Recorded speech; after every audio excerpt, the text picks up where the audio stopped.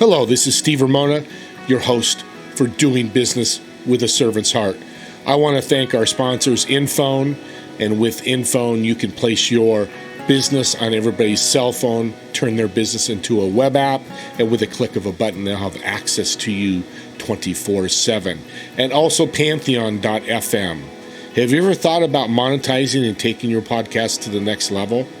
Well, Pantheon can do that. Let us show you how. Reach out to Steve Ramona, the host, at inphone.co/SR1, and I will go over with you how you can make your podcast really stand out. Let's enjoy the show. Thanks again, everybody.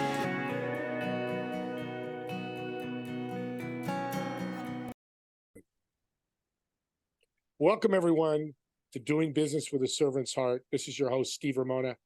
And my guest today, I've got to say, sometimes you meet some people in your life and they really change your life and really make a difference. But what's the great thing about my guest is he's making a difference in other people's lives and in multiple different ways he's serving. Dave, I want to welcome you to the show. Steve, thanks, buddy. I second everything you said so far, my friend. It's great to be with you today and your wonderful audience. That's for sure. Well, let's start at the beginning when you were a consultant for a company. Let's start there and let the kind of audience know where you started from.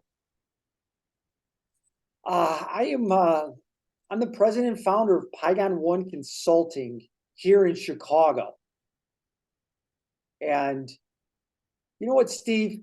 I've been in leadership for over 2 decades with Fortune 500 companies. I consulted for almost 3 years. And I got to tell you, Steve, I finally was bold enough to start my own journey in my own company. And I got to tell you, I had every excuse in the book why I wasn't doing it 5 and 10 years ago. So everyone listening, think of an excuse. I brought it.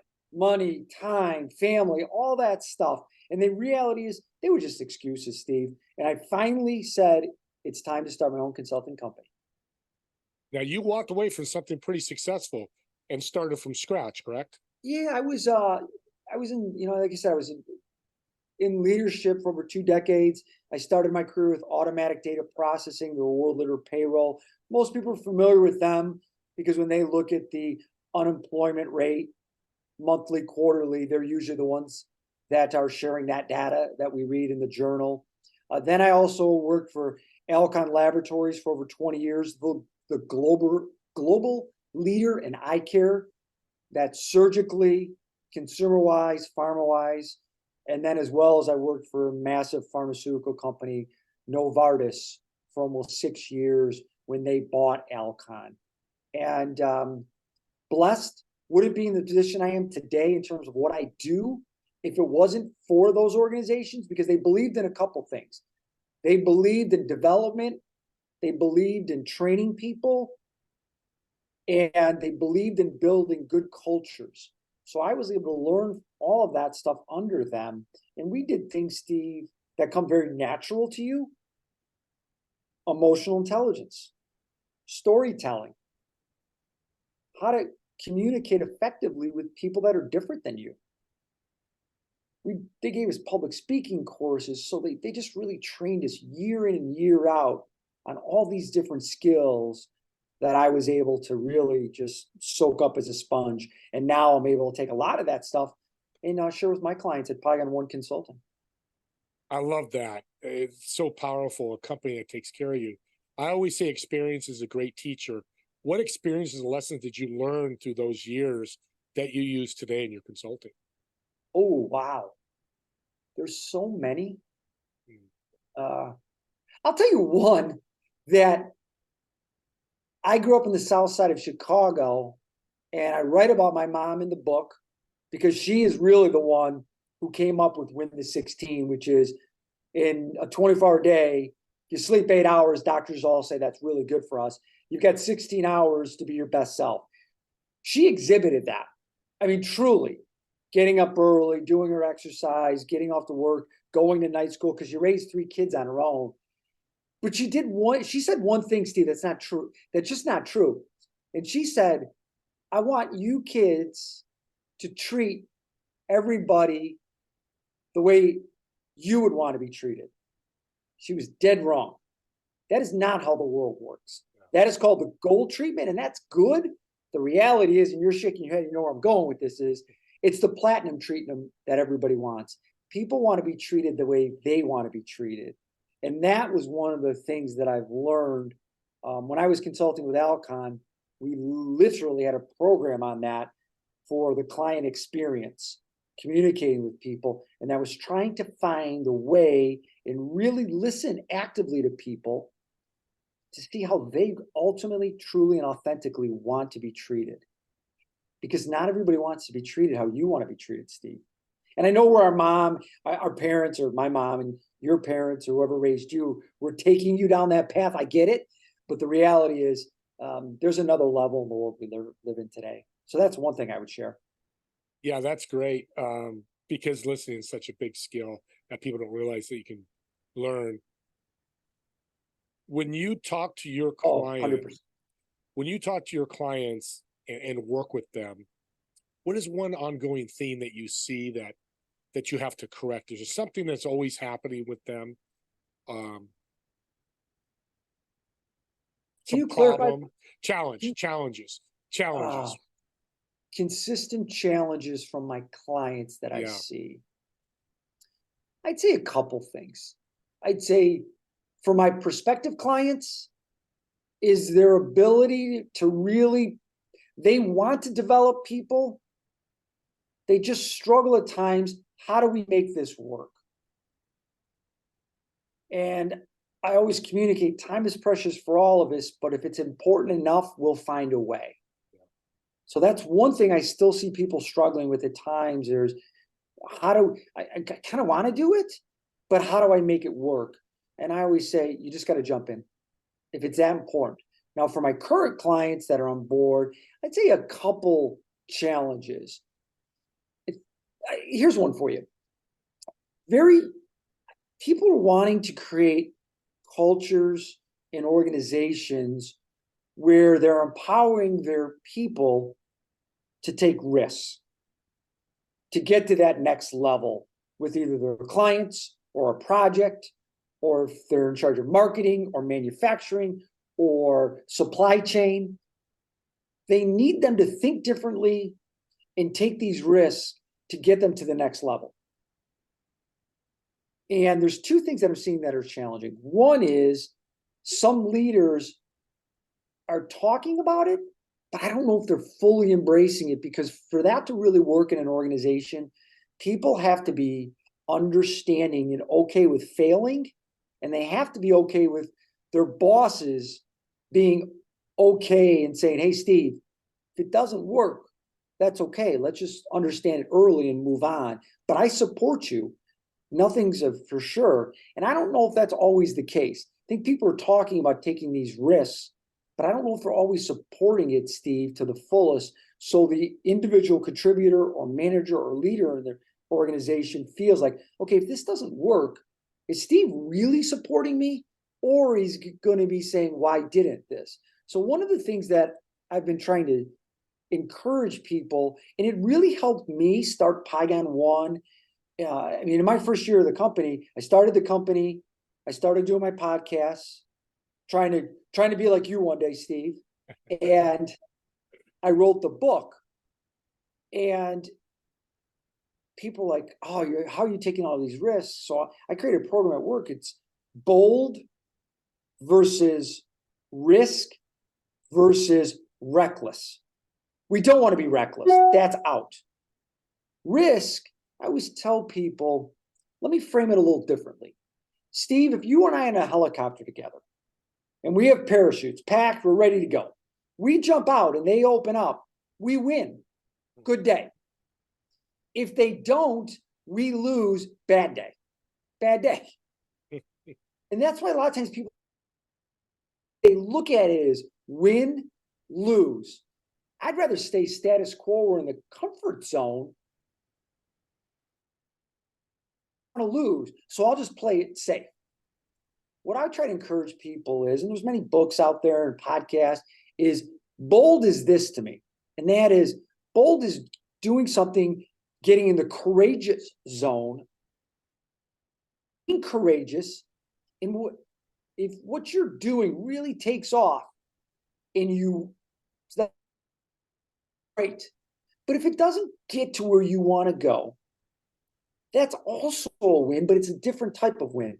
That's what Carol Dweck talks about, the Stanford psychologist who my brother and I are obsessed with. And that's the growth mindset, learning. She's out your way, Steve, learning. So from that bold event, you've learned something to help you on the next jump and on the next run. And you can go from that. So it's not win-lose, it's win-learn. Embrace that more so they're more comfortable with it. And I know it's your podcast, but I want to ask you, what are your thoughts? I'd love to hear your perspective, Steve. You know, I got all the respect in the world for you. What is your thought on that bold mindset? I love it. And I was just going to say, so many people are indecisive because they don't want to take that risk, but it's not do or death. Like the helicopter. I love your helicopter story. And I take risks. It's right. I mean, that's a huge risk. But me starting a podcast is bold, but it's not a huge risk. If it didn't work, I don't do it anymore. But it's completely changed my life, making that one decision to be bold. And I meet people like you that are helping my audience and sharing with my network. I agree with you. I love bold learn. I love win learn. I just wrote that. That's a great phrase. Well, I mean, the classic example is Thomas Edison. I never failed.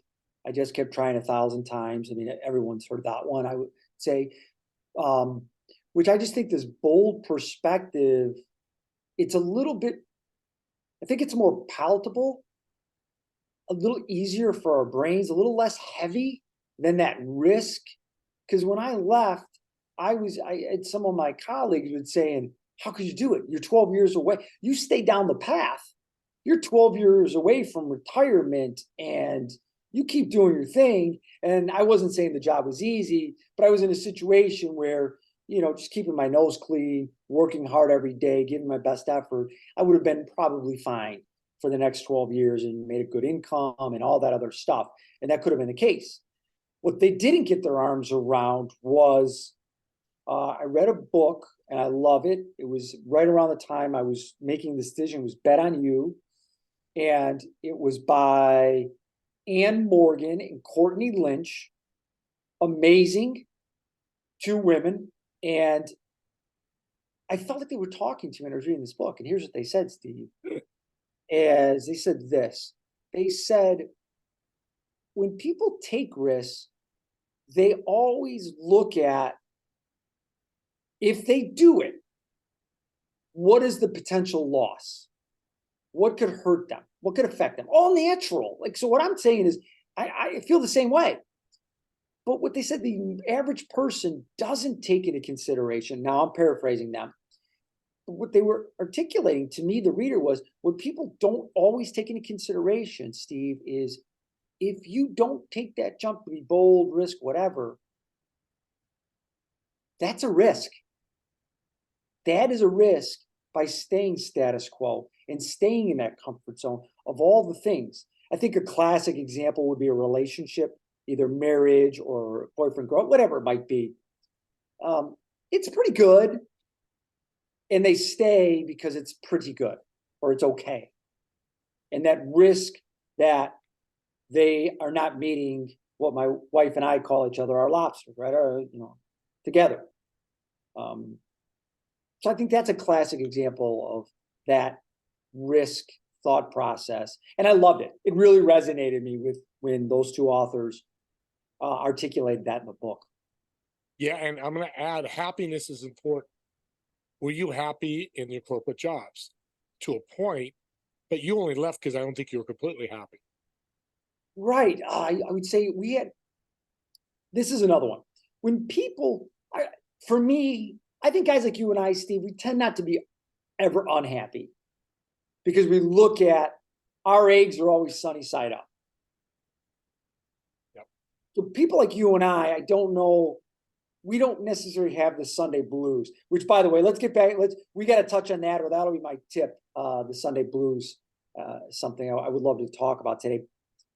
I believe with what you said, though, is I love the people that I used to work with. I love what I did. I love the clients, but there was a couple things that I just didn't necessarily see eye to eye and agree with. And I don't mean in an argumentative way. I mean, I was the problem. And I don't even problem. Let me rephrase that. I was the one who just thought a little differently. Yep. I absolutely believe we should celebrate every success as small as it is. Give you an example. I want to get on Steve's podcast. I communicate, we talk. I finally get access to you and we communicate and talk, and you're going to think about it. That's a celebration to me. That's a win. I tried for 6 months. I'm making this up, audience, right now, but I'm just saying, to me, you don't wait to celebrate till you go from A all the way to Z. You celebrate the little wins along the journey. And a lot of organizations do not do that. I am a realistic. I'm positive, I'm optimistic, but I'm also realistic. I am not going to change a culture of an organization if I'm one of the few people believing we celebrate successes little by little. So are they the challenge or am I the challenge? I'm the challenge because I'm the unicorn here. So I think it's a realistic view of how do you fit in your current organization? Are you aligned? And I've been blessed. I've always been aligned with values with my organizations, top notch, high quality, amazing people. But on some of these other things, if you're not aligned, you're probably not going to change that. So then you either got to get comfortable with it and accept it and never complain about it because you know what it is, or you make a decision and then you go on to that happy place that you're trying to find that you're talking about, Steve. Yeah, that's well said, because you could have stayed a corporate to this day and it was a decision either way was not going to be the helicopter. You were going to win either way. Your bigger win was going to Pygon ONE Consulting. And indecisiveness to me, and I tell people all the time, is evil. Because you sitting there not making a decision either way slows the whole train down. And that's what you teach. We talked in our last meeting, is moving the train forward. Love that. You can't do that when you're outside. How do you, when you're communicating with people and they're looking for professional advice from you, Steve, how do you teach, coach, communicate, whatever words you want to use, and help people with that indecisiveness from your perspective? Make decision. Think about both outcomes, and really, is it life and death? Decide, do I stay with corporate or I start Pygon ONE Consulting? Steve, do you start a podcast or keep doing what you're doing? And, you know, I'd be okay, but it was something I wanted to do. The other thing I teach people, and you said it so eloquently, is I tell people get better 1% every day. What is that? If you're having a bad day, win. And my win is go serve somebody. And that's what you said. The little wins could be, I mean, and this is your show, but I so love what you're saying, because people go, how do you stay happy all the time? I'm not happy. We're not happy all the time, but that's our kryptonite, me and you. When we're unhappy, we got to find something to bring us back. And we find that by serving, a win. You know, my wife smiled at me today, or I had a great kid, whatever that is. Yes, I love my wife. Yes, this happened. We can find wins throughout the day easily. Yes. If we're looking. Go ahead. No, you said it. I mean, we're so aligned, but that's why you and I hit it off so well.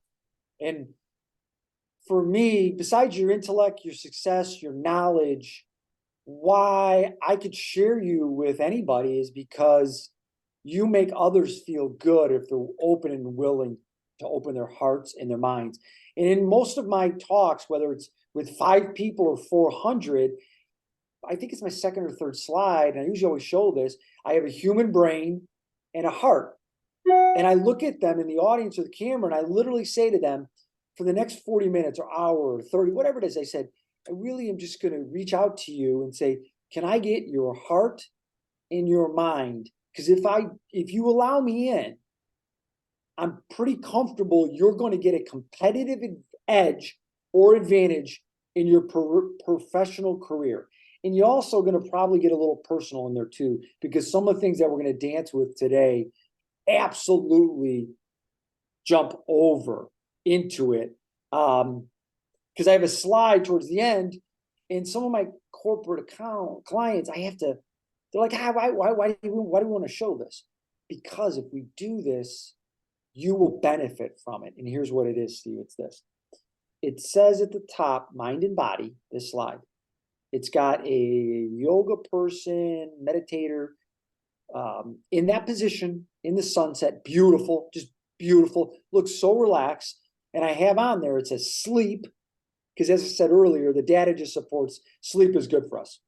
We're smarter, we're more patient, we're better people, we're more courageous, we ideate better, all of that when we get good sleep. The second thing it says, plus nutrition. I'm not here to tell people what to eat. What I am here to say, though, is it does affect us. And a lot of people by 3 o'clock in the afternoon, they start to go on the downslide from 3 to 5. I always tell my kids they're in professional. It's now they're all out of college. And I would say, guys, yeah, let's assume everyone you're competing against in your office or outside from 9 to 3, they're all doing really well, generally speaking. Okay, let's give them that. We know that's not true, but let's just play that game. Most people, though, I'm telling you, 3 to 5, they're on the downswing. You guys can stay going. You don't even have to be better. You just got to stay going the way you're going. That's 2 hours every day for 5 days. That's 10 hours a week that you've won. Times 4 weeks in a month. That's 40 hours. You're ahead of them. How can they compete against you? They can't. They can't do it. The other thing I say is this. Steve, you and I owe it to our families to come home. And I know there's days we're all just hanging on. I get it. Nurses, doctors, lawyers, construction workers, plumbers, librarians, swamped. I get it. But to consistently come home at 6 and 7 o'clock and be exhausted and not mentally and physically present is not fair. So that's where that nutrition piece comes into it of, do we have a lunch that's going to allow us to effectively work in the afternoon? And then last but not least, the exercise piece, which I'm not asking people to do triathlons with me, but even a 10-minute walk, if you don't move, the data supports if you walk 10 minutes in the morning, cognitively, your brain, you get smarter, you're better. It awakens you in the morning. It gets you going. You feel better. So you get physical and mental benefits is from simply a 10-minute walk to start your day. And you'll be more productive, better, more energy, all that other stuff. So I try to get clients to the reason I want to do that is because it's going to put more money in your pocket if we can get more and more people to do this. And guess what? You don't have to pay them more. You don't have to teach them anything more. All you have to do is say, I care about you. And if you do these things, you're going to feel better. And it's going to help you at home and work. Does that make sense? Well, it makes well sense because I got to tell you, personally, I get up between 5 and 5:30 in the morning, so I'm 2 hours ahead of everybody else. Yep. Of course you do. So I'll work till 4. Yes. Or some people are 8 to 5. And again, I'm like you. We're so much alike. You do what your schedule fits. Some people work 2 in the afternoon till 10. I mean, in a swing shift. But what I like what you're saying is those 2 extra hours, it's that 1% every day. I tell people, get better 1%. Add an hour to your workday where you're effective every day. Do a whole year. That's 365 extra hours of work that you put in. Yes. Are you going to be successful? And more importantly, are you going to make more money? Because we need money to live. Amen. You just said that. Let's do a shout out because you gave us a ton of great tips here. How can they get a hold of you if they want to ask questions or learn more or get your consulting? Sure. I'd love to hear and love to have a discovery conversation. I, like you, Steve, I just like to communicate with people. And sometimes we do things together that make a lot of sense, and sometimes we don't. You can reach me at pygon1.com. I'll spell that for you. P as in Paul, YGONONE.com. That's pygon1.com. And you reach out to us there, you'll find me. We'll get back to you. I promise you, within 24 hours, you have my word on that, because we think you're all important, and we love to hear from our friends out there. So I'm going to add to that. So Dave, the first 3 people that reach out to you that mention this podcast, yes, I'm going to send them a $20 Amazon gift card to do what they want. This is to reward people to make that decision. Sometimes we have to give a reward for, and sometimes that's okay, So you're going to earn a reward to reach out to make the decision to talk to Dave, because you never know, that one decision to talk to you could change their lives forever. Okay. I don't believe in one-uppers in life. I don't. Can I throw something in here too? You may, absolutely. And everybody, I can promise you, I had no idea Steve was going to do that. He has no idea what I'm about to say either. He has no clue right now. What I will do for those three people, I will, once we communicate, and if they're comfortable, I will send them a book, Win the 16. Well, there you go. Win the 16 Principles and Strategies to Optimize Your Day. It's a quick read that I wrote, and it's just basically, how do I kick butt every day? And let me just tell this, everyone, I say this, it's about early successes, it's about discipline, mental toughness, it's about goals, it's habits, because the problem is we're just not all motivated. Even guys like Steve and I, we aren't motivated every day, but we have the habits and the standards to get us through. This book also has a chapter on a healthy lifestyle. And last but not least, I want to, whenever I talk to people at Win the 16, I want to let them know part of winning the 16 is Win the 16. I watched the full season of Bachelorette with my wife, 1 hour every week, because it was important to her. We love the three contestants. I don't want to ruin it for anybody if they've never seen it. But I share that with people because a lot of times in my talks, people go, are you working and working out all the time? Are you always reading? And I go, no, I make time that things are important. We were big Succession fans when that was on, so we have our shows we watch together. Part of winning the 16 is being a good friend, husband, dad, all that other stuff too. I just make sure we fit it in, and what we do is we spend a lot of time on how to be efficient, how to be effective, so we can do all that in the 16 hours. So I know people are thinking that, so I want to get ahead of that. Is yes, Dave Pygon watched Bachelorette every season this year. Don't hold it against me, Steve. I won't, and we're going to end the show here because we're over time, but I went to a jazz festival in person with my wife. I'm not a music guy at all, but I did that for my wife. And afterwards she said, and she would come on here and tell you, she thanked me, knowing it's not something I really wanted to do, but it was important to her. But that is what Win the 16 is in your business and personal life. Right.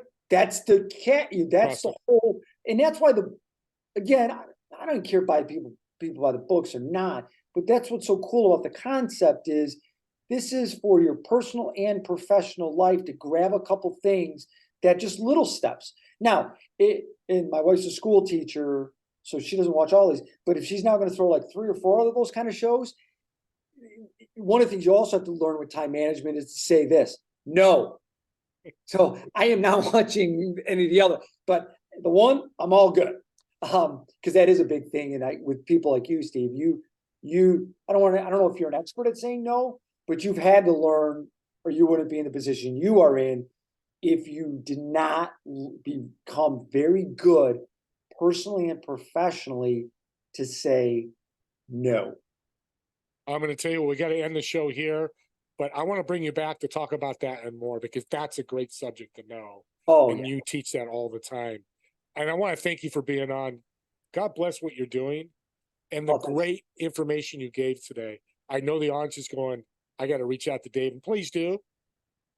I'm begging you, because I reached out to him, or we reached out to each other. I reached out to him to be on the show, and that's what we do, make decisions quickly. Yeah. With that being said, what's one last tip you can leave the audience that's helped you through your great journey? Sure.